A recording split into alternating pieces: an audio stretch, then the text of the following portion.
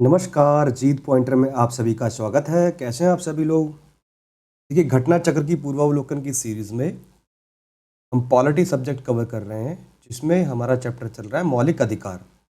तो इसके previous lecture में हमने जो प्रीवियस ईयर्स में आए हुए क्वेश्चन हैं वो देखे। तो इसी क्रम में आगे बढ़ते हैं। प्रश्न संख्या 102। निम्नलिखित संवैधानिक उपचारों में से किसे पोस्टमार्टम भी कहा जाता है? ठीक है, यहाँ पे कहा जा रहा है पोस्टमार्टम भी कहा जाता है। तो इसको समझेंगे। देखिए, 5 प्रकार की रीट होती है संवैधानिक उपचारों में उच्चतम न्यायालय के लिए अनुच्छेद 32 में। ठीक है, प्रतिषेध, परमादेश, उत्प्रेषण, अधिकार प्रक्षालेख और बंदी प्रत्यक्षीकरण। तो 2 रीट ऐसी हैं, जैसे पहली उत्प्रेषण और अधिकार प्रक्षालेख। इन दोनों रीटों से पोस्टमार्टम का भाव उत्पन्न होता है। ठीक है, उत्प्रेषण में क्या आता है कि मान लीजिए किसी अधीनस्थ न्यायालय ने कोई निर्णय लिया है, तो उसको री एग्जामिन करने के लिए, उसको पुनः देखने के लिए उच्च या उच्चतम न्यायालय द्वारा ये आदेश दिया जाता है कि उसको जो है पुनर्निरीक्षण करने के लिए हमारे पास भेजो। ठीक है, तो कहने का मतलब ये है कि उसमें क्या है, पोस्टमार्टम किया जा रहा है निर्णय का। ठीक है, किसके द्वारा? उस उच्च या उच्चतम न्यायालय द्वारा। ये उत्प्रेषण में होता है। अधिकार प्रक्षालेख में उच्च या उच्चतम न्यायालय कार्यपालिका को ये आदेश देते हैं, अगर कोई अधिकारी उस पद पर बैठा है जो उसके कार्य के अंतर्गत नहीं है, मतलब उसका अधिकार नहीं है उस पद पे आसीन होने का, तो उच्च या उच्चतम न्यायालय द्वारा यह आदेश दिया जाता है कि आपका अधिकार नहीं है। ठीक है, तो ये दोनों ही रिट, उत्प्रेषण और अधिकार प्रक्षालेख, पोस्टमार्टम का भाव प्रकट करते हैं। इसलिए उपयुक्त में से कोई नहीं, उपर्युक्त में से एक से अधिक। तो ई वाला ऑप्शन हमारा राइट होगा। ठीक है, व्याख्या देख लेते हैं। उत्प्रेषण रिट में उच्च और उच्चतम न्यायालय अधीनस्थ न्यायालयों द्वारा दिए गए किसी निर्णय की पुनः परीक्षा करता है, यानी री एग्जामिन करता है। ठीक है, उत्प्रेषण में। और उच्च और उच्चतम न्यायालय, यह कार्य एक तरह का क्या है, पोस्टमार्टम ही है। तो उत्प्रेषण भी किसके अंतर्गत आ गया? पोस्टमार्टम। इसके अतिरिक्त जब न्यायालय को लगता है कि कोई व्यक्ति ऐसे पद पर नियुक्त हो गया है जिस पर उसका कोई कानूनी हक नहीं है, यानी ऐसे पद पर नियुक्त हो गया है कोई जिस पर उसका कानूनी हक नहीं है, तब न्यायालय अधिकार प्रच्छा आदेश, ध्यान रखेंगे, अधिकार प्रच्छा आदेश के द्वारा उसे उस पद पर कार्य करने के लिए रोक देता है। ठीक है, तो इन दोनों ही रिटों से पोस्टमार्टम का भाव निहित होता है। दोनों ही राइट आंसर होंगे। आगे देख लेते हैं, ऑप्शन देख लेते हैं। ठीक है, नेक्स्ट क्वेश्चन देखते हैं।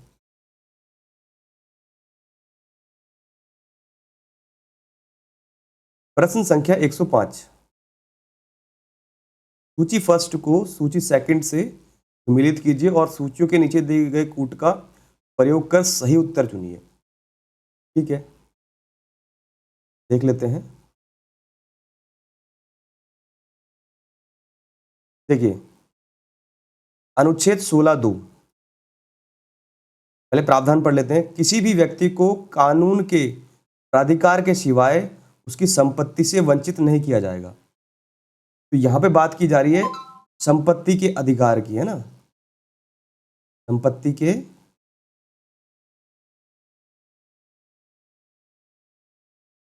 अधिकार की बात की जा रही है। ठीक है, संपत्ति के अधिकार की बात की जा रही है। और संपत्ति का अधिकार पहले मौलिक अधिकार था, 7वां मौलिक अधिकार था, जिसे 44वें संविधान संशोधन द्वारा 1978 में हटा दिया गया और क्या बनाया गया, एक विधिक अधिकार बनाया गया। उस समय ये अधिकार कौन से अनुच्छेद में था? 31(1) में। ठीक है, तो यहाँ पे ऑप्शन देख लेंगे, 29(2), 30(1), 31(1). तो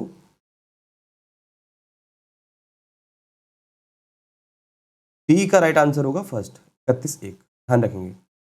आगे देखते हैं। किसी भी व्यक्ति के साथ उसके वंश, धर्म अथवा जाति के आधार पर सार्वजनिक नियुक्ति के मामले में भेदभाव नहीं किया जाएगा। ठीक है, यहाँ पे बात की जा रही है सार्वजनिक नियुक्ति की, यानी कि लोक सेवा में अफसर की बात की जा रही है। ठीक है, लोक सेवाओं में अवसर की बात की जा रही है। तो लोक सेवाओं में अवसर की समानता कौन से अनुच्छेद में है? अनुच्छेद 16 में। यहाँ पे देख लेते हैं, ये 16(2) इसका राइट आंसर होगा। आगे देखते हैं, सभी अल्पसंख्यकों को चाहे वे धर्म के आधार पर हों या भाषा के आधार पर अपनी पसंद की शैक्षिक संस्थाएं स्थापित करने और उन्हें संचालित करने का मौलिक अधिकार है। यहाँ पे ये कहा जा रहा है। तो 2 4 3 1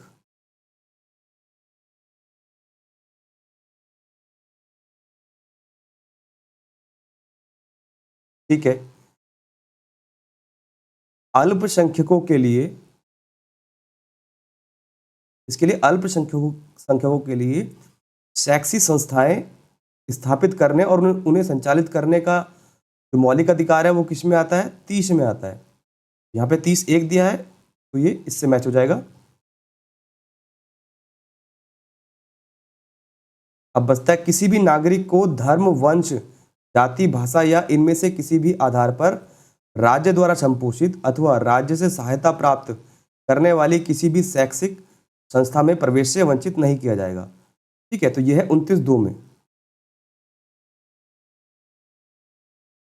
29(2) में। ठीक है, ध्यान रखेंगे।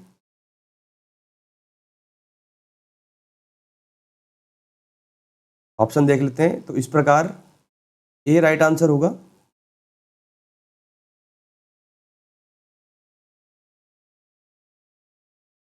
व्याख्या देखते हैं,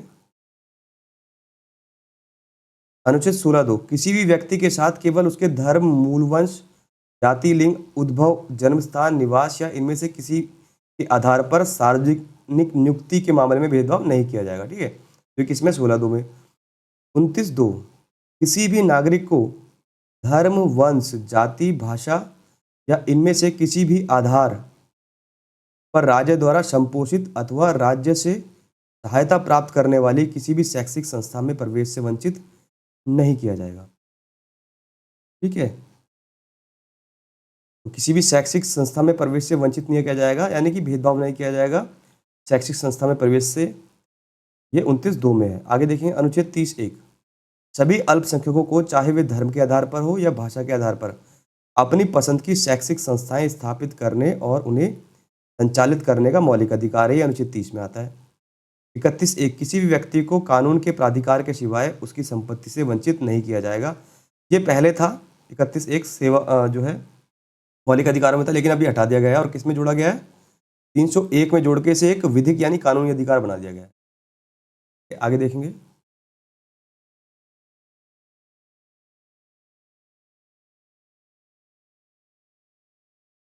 प्रश्न संख्या 6 106, माफी चाहूंगा। निम्न में से कौन सा सही सुमेलित नहीं है, कह रहे हैं यहाँ पे। कौन सा सही सुमेलित नहीं है? अस्पृश्यता का अंत, अनुच्छेद 17 बिल्कुल सही है। गिरफ्तारी एवं निरोध के विरुद्ध में संरक्षण, अनुच्छेद 23, ये गलत होगा क्योंकि गिरफ्तारी एवं निरोध के विरुद्ध में संरक्षण आता है अनुच्छेद 22 में। ध्यान रखेंगे, किस में आता है? अनुच्छेद 22 में। अनुच्छेद 23 में क्या आता है? मानव दुर्व्यापार या बंधुआ मजदूरी। ठीक है, ध्यान रखेंगे, बंधुआ मजदूरी, मानव दुर्व्यापार या बंधुआ मजदूरी आता है अनुच्छेद 23 में। तो राइट आंसर हमारा बी होगा, क्योंकि यहाँ पे पूछा है कौन सा नहीं सुमेलित है। सुमेलित नहीं है। धर्म की स्वतंत्रता अनुच्छेद 25 में आती है, बिल्कुल सही है। अल्पसंख्यकों के हितों का संरक्षण अनुच्छेद 29 में आता है, ये भी सही है। आगे देखेंगे, अस्पृश्यता का अंत अनुच्छेद 17, कुछ दशाओं में गिरफ्तारी एवं निरोध अनुच्छेद 22 में आता है। धर्म की स्वतंत्रता अनुच्छेद 25 में आता है। अल्पसंख्यकों के हितों का संरक्षण अनुच्छेद 29 में आता है।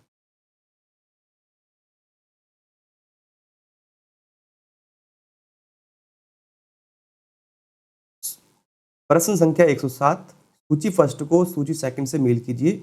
नीचे दिए गए कूट में से सही उत्तर का चयन कीजिए। ठीक है, तो यहाँ पे कह रहा है उपाधियों का निषेध। उपाधियों का निषेध आता है अनुच्छेद 18 में, ठीक है। तो 3 आ जाएगा ए में, ए का 3 थर्ड। धार्मिक मामलों के प्रबंध की स्वतंत्रता। धार्मिक मामलों के प्रबंध की स्वतंत्रता आता है अनुच्छेद 29 में, नहीं सॉरी अनुच्छेद 26 में आता है, ठीक है। तो 4 हो जाएगा अनुच्छेद 26 में, धार्मिक मामलों के प्रबंध की स्वतंत्रता अनुच्छेद 26। अल्पसंख्यकों की भाषा का संरक्षण। अल्पसंख्यकों की भाषा का संरक्षण आता है अनुच्छेद 29 में, ठीक है। यहाँ पे हो जाएगा 1। शिक्षा का अधिकार ये आता है अनुच्छेद 21 कै में, ठीक है, जो कि 2002 में जोड़ा गया था, ठीक। तो ये हो जाएगा 2। 3 4 1 2 ऑप्शन देख लेते हैं।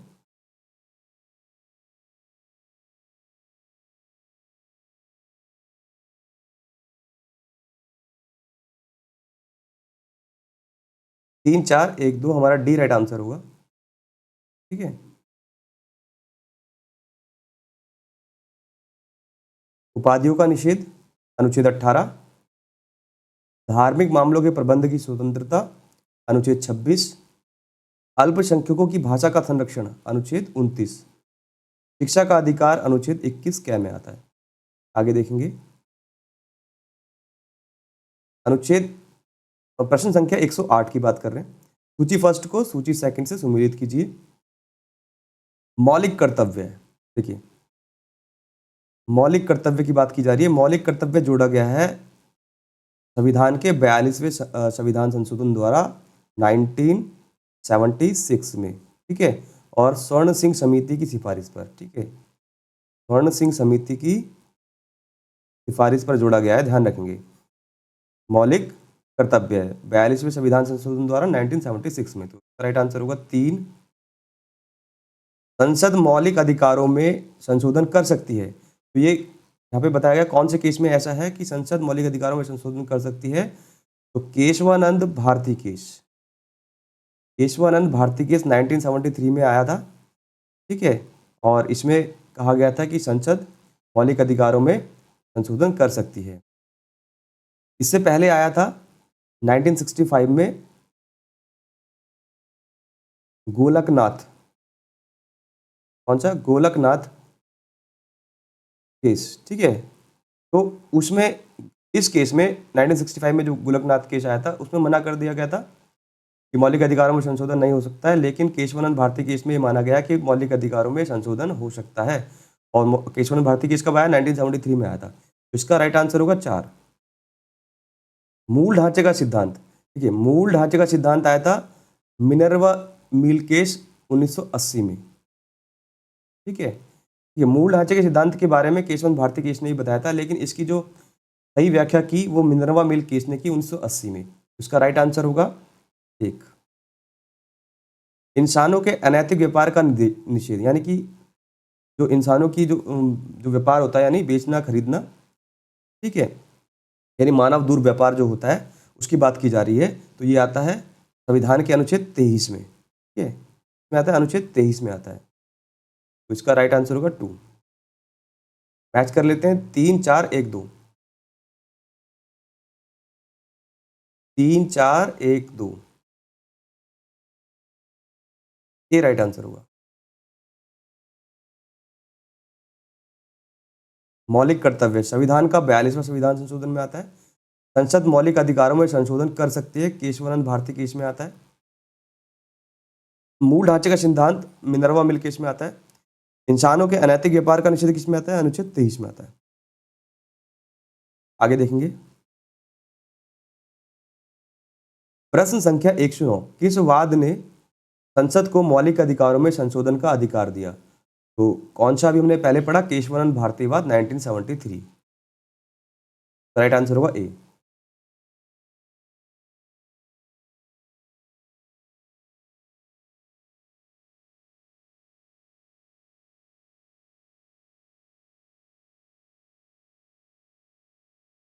व्याख्या देख लेते हैं इसकी।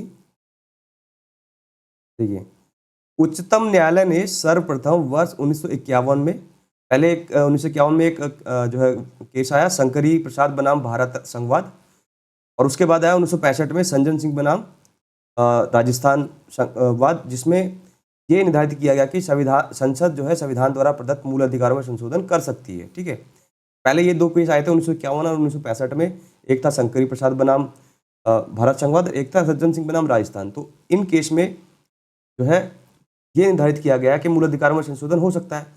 लेकिन उसके बाद 1967 में एक और केस आया गोलकनाथ बनाम पंजाब राज्य, ध्यान रखेंगे। ठीक है, कब? 1967 में आया गोलकनाथ बनाम पंजाब राज्य, जिसमें जो उच्चतम न्यायालय है, उच्चतम न्यायालय ने शंकरी प्रसाद और सज्जन कुमार वाद वाला जो मूल अधिकार में संशोधन का निर्णय था, उसको निर्णय को रोक लगा दी उस निर्णय। तो कौन से केस में? गोलकनाथ बनाम केस में। लेकिन उसके बाद वर्तमान में जो है, अभी जो प्रेजेंट में चल रहा है, केशवानंद भारती बनाम केरल राज्यवाद आया, ध्यान रखेंगे। कब? 1973 में, 1973 में आया। और इसमें ये माना गया कि मूल अधिकारों में, क्या मूल अधिकारों में संशोधन किया जा सकता है, लेकिन शक्ति कैसी है? सीमित है। ठीक है, लेकिन किया जा सकता है, ये माना गया। ठीक, केशवानंद भारती बनाम केरल राज्य 1973 के बाद में सर्वोच्च न्यायालय ने निर्णय दिया कि संसद के संविधान संशोधन शक्ति विस्तृत है, मतलब विस्तृत है किंतु असीमित नहीं है, सीमित है, ये ध्यान रखेंगे। वह मूल अधिकार का संशोधन तो कर सकती है, किंतु वह संविधान के आधारभूत तत्वों को परिवर्तित नहीं कर सकती। आगे देखेंगे।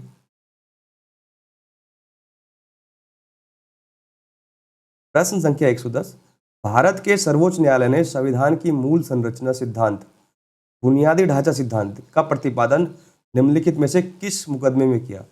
देखिए, यहाँ पे बात की जा रही है मूल संरचना सिद्धांत की बात की जा रही है, मूल ढांचे की बात की जा रही है। तो ये केशवानंद भारती बनाम केरल राज्य में किया गया था। ठीक है, और बाद में ये किसने माना? 1980 में पूर्ण रूप से मिनर्वा मिल केस जो वाद आया उसने में माना। ठीक है, ये ध्यान रखेंगे। आगे देखेंगे व्याख्या।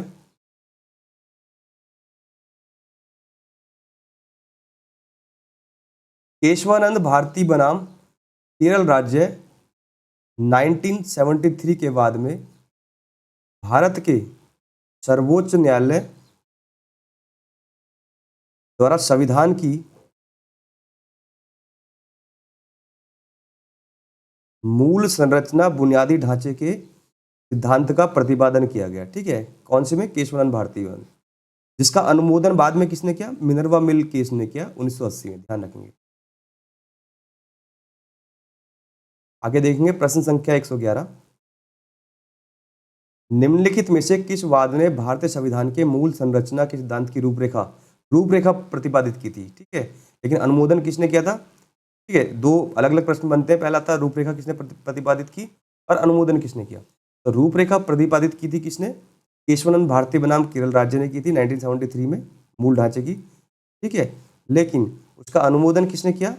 मिनर्वा मिल केस जो केस आया, ठीक है, मिनर्वा मिल वाद आया, उसने जो है पूरा अनुमोदन किया 1980 में, ये ध्यान रखेंगे। आगे देखेंगे। मूल अधिकारों से संबंधित निम्नांकित निर्णयों का सही कालानुक्रम चुनिए। यहाँ पे जो है टाइम पीरियड पूछ रहा है जो मूल अधिकारों से संबंधित आए हैं। ठीक, इनमें पहला है गोलकनाथ बनाम पंजाब राज्य।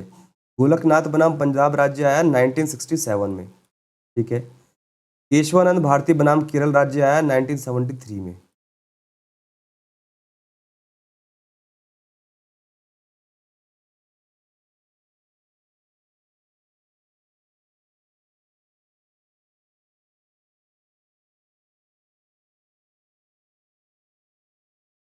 ठीक, मिनर्वा मिल्स नाम बनाम भारत संघ आया 1980 में, 1980 में। और ए के गोपालन जो है ये आया 1950 में। ए के गोपालन बनाम मद्रास राज्य है 1950 में। इस प्रकार सबसे पहले आया डी 1950 में। ठीक है, 1950 में गोपालन बनाम मद्रास राज्य। उसके बाद आया बी यानी गोलकनाथ 1967 में। उसके बाद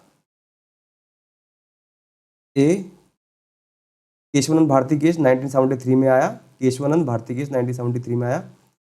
और उसके बाद सी, मिनर्वा मिल्स केस आया 1980 में। ठीक है, तो DBAC में चेक कर लेंगे। DA कुछ गलत है, हाँ सॉरी, गोलकनाथ आया ना, हाँ ठीक है, सही है। DA, ठीक है, हाँ ठीक है, तो राइट आंसर होगा सी, DABC। ऑप्शन में गड़बड़ हो गई है, यहाँ पे A आएगा और यहाँ पे B, यहाँ पे आएगा B। DABC, सी राइट आंसर होगा। ये व्याख्या देख लेते हैं। ए के गोपालन बनाम मद्रास राज्य है 1950 में, गोलकनाथ बनाम पंजाब राज्य है 1967 में, केशवानंद भारती बनाम केरल राज्य आया 1973 में, और मिनर्वा मिल्स बनाम भारत संघ आया 1980 में। आगे देखेंगे।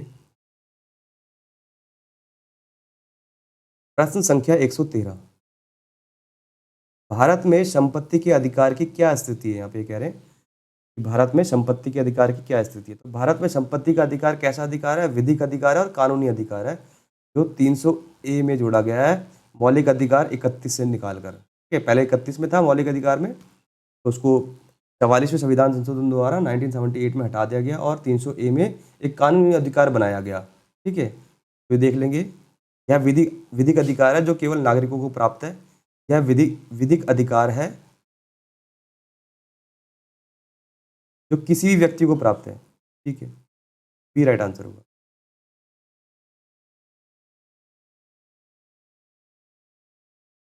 चवालीसवें संविधान संशोधन अधिनियम 1978 द्वारा संपत्ति के अधिकार को मौलिक अधिकारों की सूची से हटाकर संविधान के भाग 12 यानी वित्त, संपत्ति, सुविधाएं और वाद के अध्याय 4 या संपत्ति का अधिकार के रूप में अंतस्थापित किया गया है। वही बात की जा रही है, 44वें संविधान संशोधन द्वारा 1978 में इसे संपत्ति के अधिकार में जोड़ा गया, मौलिक अधिकारों की सूची से हटाकर भाग 12 में। ठीक है, या प्रेजेंट में किसमें? अनुच्छेद 300 कै में है कि विधि के प्राधिकार के बिना व्यक्तियों को संपत्ति से वंचित ना किया जाए, ये लिखा गया है। ठीक है, वही है। ठीक है, आगे देखेंगे। प्रश्न संख्या 114, संपत्ति का अधिकार है एक। अब प्रेजेंट में संपत्ति का अधिकार कैसे एक वैधानिक अधिकार है और कानूनी अधिकार है, यानी कि सी और डी दोनों होंगे, वैधानिक भी है और कानूनी भी है।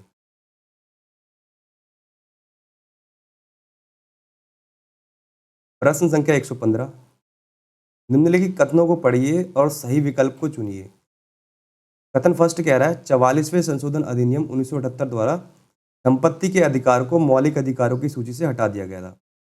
ये बिल्कुल सही बात है, जो संपत्ति का अधिकार था उसको हटा दिया गया था 44वें संविधान संशोधन द्वारा 1978 में।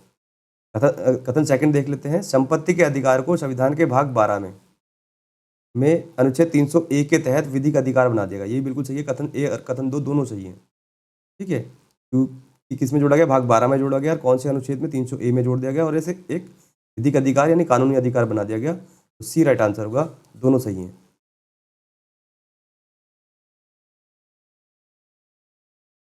वर्तमान समय में भारतीय संविधान के अंतर्गत संपत्ति का अधिकार है एक।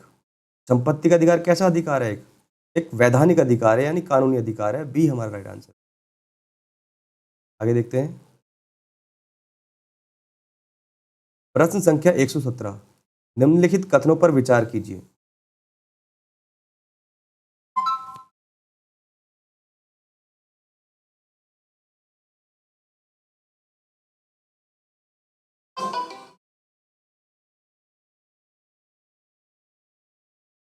अनुच्छेद 301 संपत्ति के अधिकार से संबद्ध है। संपत्ति का अधिकार एक विधिक अधिकार है, किंतु यह मूल अधिकार नहीं है। भारत के संविधान में अनुच्छेद 300 कै को उस समय केंद्र में कांग्रेस सरकार द्वारा 44वें संविधान संशोधन से अंतः स्थापित किया गया था। तो यहाँ पे पूछा जा रहा है कौन सा कथन सही है। देखिए, पहला वाला क्वेश्चन कथन तो वैसे ही गलत हो जाता है, क्योंकि ये 301 में नहीं है, 300A में जोड़ा गया है। ठीक है, तो ये गलत हो गया है। संपत्ति का अधिकार एक विधिक अधिकार है, किंतु ये मूल अधिकार नहीं है। दो राइट आंसर होगा।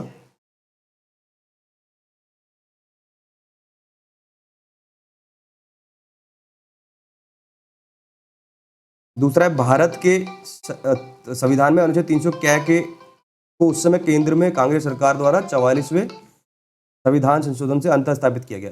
ये बिल्कुल सही है कि 300 क्या में है और 44वें संविधान संशोधन से रखा गया, लेकिन उस समय कांग्रेस सरकार नहीं थी, जनता सरकार थी, ध्यान रखेंगे। जनता सरकार के समय में जो है मूल अधिकार से निकाल के वैधानिक अधिकार में जोड़ा गया था, जनता सरकार थी। ये भी राइट आंसर, गलत आंसर होगा तो हमारा केवल 2 राइट आंसर होगा। ठीक है, व्याख्या देख लेते हैं। अनुच्छेद 301 व्यापार वाणिज्य समागम की स्वतंत्रता से संबंधित है। ठीक है, 301 और 44वें संशोधन 1978 के पश्चात संपत्ति का अधिकार एक विधिक अधिकार है, ना कि मूल अधिकार। इस संशोधन द्वारा संपत्ति का अधिकार भाग 12 में जोड़ दिया गया था 300 क्या में, विधिक अधिकार बनाकर। दूसरा वाला कथन सत्य है। भारतीय संविधान का 44वां संशोधन 1978 तत्कालीन जनता पार्टी की सरकार द्वारा किया गया था। तो तीसरा गलत होगा। आज के लिए क्लास यहीं रखते हैं। धन्यवाद।